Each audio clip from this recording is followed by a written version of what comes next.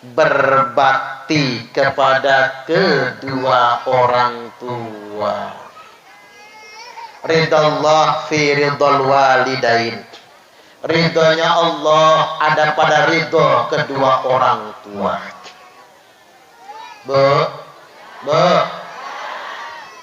Pernah lihat Allah tertawa? Belum.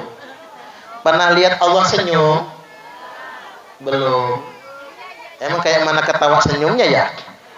Saya diajarkan guru saya, kalau kamu pengen ngelihat Allah tertawa, pengen melihat Allah tersenyum, buatlah orang tuamu tertawa. Buatlah orang tuamu tersenyum. Karena sama saja engkau sudah membuat Allah tertawa dan tersenyum. Ridallah fi ridal walidain. Karena ridha Allah tergantung pada ridho kedua orang tua. Yang saya prihatin zaman sekarang Bapak Ibu, Nabi mengingatkan zaman sekarang ini wa antalidal amata rabbataha. Banyak budak-budak yang melahirkan tuan. Tahu nggak apa budak melahirkan tuan? Bukan budak Palembang, kanye budak Semende, budak Ugan, lain barudak Sunda. Budak yang melahirkan tuan itu ibu kandung, ibunya yang mengandung, ibunya yang melahirkan, ibunya yang menyusui dan membesarkan.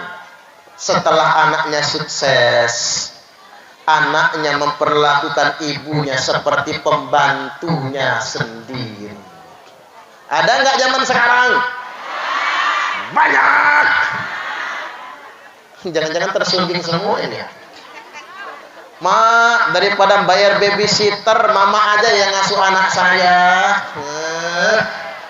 Waduh, jangan-jangan banyak yang tersungging ya. Iyalah, namanya Emi, nenek, mbah, apa lagi? Orang Lampung apa? Tamong ya? Ya, Tamong. Apalagi? Apa? Kombay, Kajut. Tapi maaf, Kajut itu. Kalau orang Semenda Ogan, Kajut itu nenek. Tapi kalau orang Sunda, bahaya itu. Bahaya. Nggak boleh meleset itu. Bahaya sekali. Makanya harus sepahaman bahasa. Makanya saya belajar semua. Saya pernah gara-gara nggak paham bahasa, dilempar pakai batu sama teman sekolah. Arana Titin. Gara-gara Titin tak nyanyiin. Tintin belentin, manuk bondol lalakina, ulah daek kasih Titin karodok liang taina. Ngamuk si Titin. Padahal ternyata lagunya jorok Bapak Ibu. Jadi ada orang Semende ke pasar beli jengkol. Yang jualan jengkol cek orang Sunda. Kata orang Semende ini, cek beli jeringnya ini, jering yang sudah direbus. Beli jeringnya semangkok berapa? 5.000. Ini cek yang dibungkus daun apa? Sarwa kene. Sarwa ini berapa? Ya 5.000. Kata jema Semende, jengkol semangkok 5.000. Sarwanya juga 5.000. 10.000 dibayar. Sampai rumah, istri tanya sama Semende ini tadi, "Itu apa? Dengan beli ini? Beli apa?" "Jengkol, jering dengan sarwa." Begitu dibuka, "Oi kamu," kata istrinya, "sarwa tuh jering jengkol lah. Semegi kinah." Makanya Bapak Ibu, kita ini bersyukur yang datang ke sini. Pribumi Lampung ada, Semende Ugan ada, Jaseng banyak, Sunda banyak, Jawa banyak. Ini namanya akulturasi budaya. Dengan akulturasi budaya, adanya asimilasi, kita saling kesepahaman. Inilah Bhinneka Tunggal Ika, berbeda-beda tapi tetap satu jua. Ukhuwah Islamnya itu ya begini. Jadi balik lagi Bapak Ibu, yang namanya nenek Daripada orang lain yang ngasuh, mending dia yang ngasuh. Tapi kadang-kadang tega nian. Anak nggak tahu terima kasih sama orang tua. Pulang dari kerja, nanya sama emaknya, "Mak, kenapa anakku bibirnya bengkak?" "Tadi lari-lari nginjek kulit pisang, kepleset jedut dinding, darahan." "Emak sih." Ya Allah, Bu. Ibu-ibu sudah tua, tinggal numpang sama anak. Anak ngomong, "Emak sih." Rasanya. Andai kata si nenek bisa nyanyi-nyanyi dia. Sakitnya tuh di sini, di dalam hatiku. Rasanya. Saya kasih tahu, sakitnya dibentak anak. Walaupun nggak kenceng-kenceng amat, sakitnya dibentak anak itu lebih sakit daripada melahirkannya. Iya, ya. Apalagi Pak, rumangsa orang tua tinggalnya numpang sama anak. Betul-betul menyakitkan yang sedemikian rupa. Boro-boro terima kasih. Boro-boro mau ngasih orang tua. Ndak ada yang bisa mengalahkan ketulusan seorang ibu. Ya, Pak, ya. Kalau kata ibu saya, ame anak lemah, umak dek minta. Betul nggak, Bu? Kalau anak senang, ibu nggak pengen minta.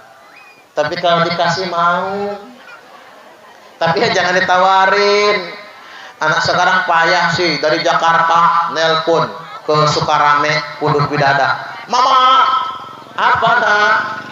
Apa kabar? Sehat? Mama masih punya duit?" "Masih nak." "Cukup enggak, Mak?" "Cukup, nak." "Enggak, Mama ngomong, perlu dikirim enggak?" "Enggak, nak. Ini anaknya pinter tapi goblok." Goblok, Pak. Sekolah tinggi-tinggi, gelarnya sarjana, nanya. Yang kayak gitu mah jangan ditanya atuh, ya Pak ya. Ngasih ya sama orang tua tanpa harus bertanya. Yang namanya mama paling pinter bohong sama anak. Nggak ada ngomongnya ada. Coba emak-emak tuh, kalau sakit anaknya dielus-elus sampai jam 12 malam, anak nanya, "Mama nggak capek?" "Nggak, nak. Kamu tidur aja nggak apa-apa," sambil ngantuk. Beras nggak punya, makan susah, dapat besek dari tetangga, isinya rendang Padang, disuapin semua ke anaknya kan. Anaknya nanya, "Mama nggak makan rendang?" "Nggak, nak. Mama nggak suka rendang." Padahal sambil nyuapin,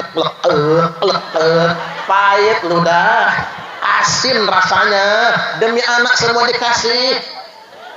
Orang yang paling pandai berbohong adalah ibu. Maka jangan pernah nanya sama orang tua. Sebaliknya kata ibu saya, "Ama anak sare, umak nangis siang malam." Kalau anak susah, siang malam ibu menangis. Saya ini anak yatim loh Bapak Ibu. Dulu, begitu ubak saya meninggal dunia, umak saya lumpuh total, nggak bisa bangun. Begitu sehat, sebulan sekali turun jalan kaki 7 kilo. Pulang-pulang mikul beras selawi kilo di badan. Minyak goreng sekilo, gula sekilo. Bukan beli Bapak Ibu, ngutang sama toke. Ngutang sama orang kaya. Ngomong sama engko Cina, "Kok ini bahan makanan sudah habis, ngutang, nanti bayarnya pas panen." Si engko Cinanya baik. "Udah Bu, bawa aja perlunya apa? Beras, minyak goreng." Jalan kaki bukan naik ojek. Ngutang bukannya beli. Sebulan sekali. Ibu saya itu, subhanallah Bapak Ibu, sudah terbiasa susah. Makanya pas saya naik haji, senangnya. Berangkat haji, lupa saya. Yang naik haji itu saya, bukan ibu saya. Begitu sampai di Mekah tawaf Pak, ada emak-emak mirip betul ibu saya. Langsung drodok dada ini. Wih, saya yang naik haji ini, bukan ibu saya. Baru sadar Bu, Saya ibu yang susah, ibu yang sengsara. Tapi kenapa saya yang berangkat nggak bawa dia? Makanya pas di padang Arafah wukuf, ketua kloter minta, Ustaz mohon khutbah Arafah. Kata saya nggak bisa ngomong karena saya ingat ibu saya. Kata ketua kloter, jamaah mintanya Ustaz, tolong telepon umaknya dulu, minta maaf biar bisa khutbah. Saya telepon ibu saya sambil gemeter, maaf nih ya ma. Apa kata ibu saya? Dia ngapena. Enggak apa-apa, itu rezeki kamu. Umak ridho, umak ikhlas. Itulah ibu. Baru saya lancar khutbahnya. Dari situ saya langsung janji komit. Enggak boleh mati ibu saya sebelum berangkat ke Tanah Suci. Alhamdulillah sudah berangkat 2017 kemarin. Alhamdulillah. Hampir saja Bapak Ibu saya menjadi anak yang lalai. Saya ingin kasih tahu sama semua anak, enggak rugi ngurus orang tua itu, enggak rugi. Ya Pak ya. Jangan sampai mengabaikan orang tua. Ini kejadian kisah nyata. Saudara saya sendiri loh. Saudara saya punya anak di Lampung semua. Dia rumahnya di Palembang, dia Palembang orang sugih. Sudah janda tua sakit-sakitan. Datanglah dia ke Lampung mau diurus anak. Datang dulu ke Kota Bumi. Baru mau masuk pagar rumah. Apa kata anaknya di Kota Bumi? Enggak aku mah. Aku anak betina. Enggak mau saya mah. Saya anak perempuan. Anak laki yang ngurus orang tua tuh. Apa kata umaknya? Saya ini bukan minta diurus kamu. Saya cuma nengok, kangen anak cucu. Akhirnya Bu, saking kesel dia keluarkan mobil. Punya mobil orang kaya ini. Sama supirnya, sama keponakannya. Berangkat ke Bandar Lampung, ke anak laki. Nginep semalam, lagi sarapan, anak laki ngomong, Umak puas-puaslah di sini. Aku nak ke kantor, anak kamu mantu maksudnya. Anak kamu mau ke kantor juga. Cuman maaf kalau umak mau tinggal di sini, dek pacar, enggak bisa. Aku pegawai, anak kamu mantu maksudnya pegawai. Cucung kamu kalau orang Ogan tuh sopan Bu. Kalau kamu itu sopan. Cucung kamu sekolah kuliah semua, enggak ada yang ngurusin. Apa kata si umak? Siapa pun lu nak tinggal di sini? Emang siapa yang mau tinggal di sini? Saya cuman berkunjung berhayau saja. Siang ini nak balik. Pulang dia Bu, anak masih di kantor, mantu masih di kantor. Sampai di Bandar Jaya, jalan macet itu, dulu belum ada tol, jalan masih macet, pesan sama ponakan, kamu saksi, supir saksi. Kalau saya mati, nggak boleh dibawa ke rumah anak saya. Bawa ke dusun, ke talang, kuburkan di kampung. Kalau orang mau ngurusin, alhamdulillah. Kalau enggak, buang aja di sungai. Ternyata lewat jalan macet, si uak sudah meninggal dunia. Sesuai dengan wasiat, enggak dibawa ke Palembang, enggak dibawa ke rumah anak-anaknya, bawa ke dusun, di kebun.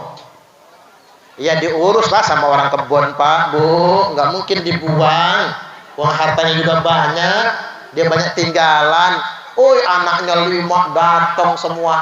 Satu turun mobil pingsan, yang satu nangis meraung-raung. Di situ saya dapat pelajaran. Kalau ada nangis kayak orang gila, meraung-raung, bergayak pingsan, bukan karena terlalu sayang orang tua, tapi nyesel ngapa nggak sempat ngurus orang tua. Makanya mumpung masih ada waktu, mumpung masih ada orang tua, jangan pernah sia-siakan kedua orang tua. Cocok apa cocok? Iya Pak ya. Terutama ibu-ibu, Bu. Jangan mencemburui mertua. Setuju nggak kira-kira? Ini sekarang Pak, ibu-ibu muda zaman sekarang lihat lakinya ngasih orang tua, apa kata bininya monyong? Kata bininya, kelon sama emak lu sono. Masya Allah. Suruh kelon sama emaknya, mencemburui mertua itu tidak boleh. Ingat kisah Alqamah? Kan sering diceritakan oleh para da'i, para penceramah. Alqamah mau mati nggak mati-mati. Akhirnya kata Nabi, mana bininya bawa sini? Bininya datang, ada apa ya Rasul? Emang apa dosa lakimu? Kata Nabi. Kok payah betul matinya? Kata bininya, mungkin emaknya ya Rasul belum memaafkannya. Kata Nabi, susul emaknya. Begitu disusul, apa kata emaknya Alqamah? Demi Allah, demi Rasulullah, saya belum bisa memaafkan Alqamah ya Rasul. Kata Nabi, emang apa dosanya Alqamah? Pokoknya saya belum bisa memaafkan. Cobalah Bu, apa dosanya Alqamah? Ibu yang melahirkannya, ibu yang mengandungnya, ibu yang melahirkannya, ibu yang menyusui dan membesarkannya. Jawab ibunya, justru itu ya Rasulullah. Saya yang capek mengandungnya, saya yang sakit ketika melahirkannya, saya belum bisa memaafkan Alqamah. Bu, kasih tahu saya, kata Nabi. Ngapa Alqamah ini? Apa dosanya? Kata ibunya, bagaimana saya akan memaafkannya ya Rasul? Alqamah ini tega-teganya memisahkan saya dari rumahnya, hanya gara-gara dia terlalu sayang sama bininya. Bininya nggak suka sama saya. Ternyata bininya Alqamah ini model mantu yang nggak suka mertua. Zaman sekarang ada mantu yang nggak suka mertua? Banyak ya. Allahu Akbar. Bu, kata Nabi, kalau begitu saya maklum sekarang. Saya nggak akan meminta lagi, kata Nabi. Bilal, ajak yang lain kumpulkan kayu bakar. Maka dikumpulkan kayu bakar. Dinyalakan api gede-gede. Sang ibu bertanya, buat apa ya Rasul? Kata Nabi, izin ya Bu, Alqamah mau kami bakar sampai jadi abu. Karena kalau nggak dibakar, sampai kiamat Alqamah nggak bakal mati. Kasihan kan? Kayak gini aja kata Nabi. Maka ada yang jinjing kakinya, ada yang jinjing tangannya, dibawa ke depan rumah, diayun-ayunkan begini. Mau dilemparkan ke api yang menyala-nyala. Sesaat lagi mau dilemparkan, ibunya teriak dari dalam rumah, ngejar ke depan. Ya Rasulullah, jangan bakar anak saya, jangan sakiti anak saya, jangan siksa anak saya. Dirampas tubuhnya Alqamah, nangis sejadi-jadinya sang ibu. Air mata tumpah membasahi pipi Alqamah. Enggak usah ditalkin. Alqamah langsung mengucap 2 kalimat syahadat tanpa ditalkin. Meninggal dunia, selesai dikubur, Nabi bersabda, Alqamah masuk surga. Tapi bukan karena sholatnya, bukan karena puasanya, bukan karena naik hajinya. Alqamah masuk surga gara-gara ridho dan maaf ibunya. Subhanallah. Luar biasa kasih sayang seorang ibu. Jangan pernah melalaikannya. Makanya orang bijak berkata, perlakukan orang tuamu seperti raja, maka rezekimu pun akan seperti rezeki para raja. Tapi awas, kalau engkau memperlakukan orang tuamu seperti pembantu, maka rezekimu pun akan seperti rezeki pembantu. Capek nyarinya, tapi tidak akan pernah cukup selama-lamanya. Mumpung masih ada orang tua, jangan pernah disia-siakan kesempatan yang ada.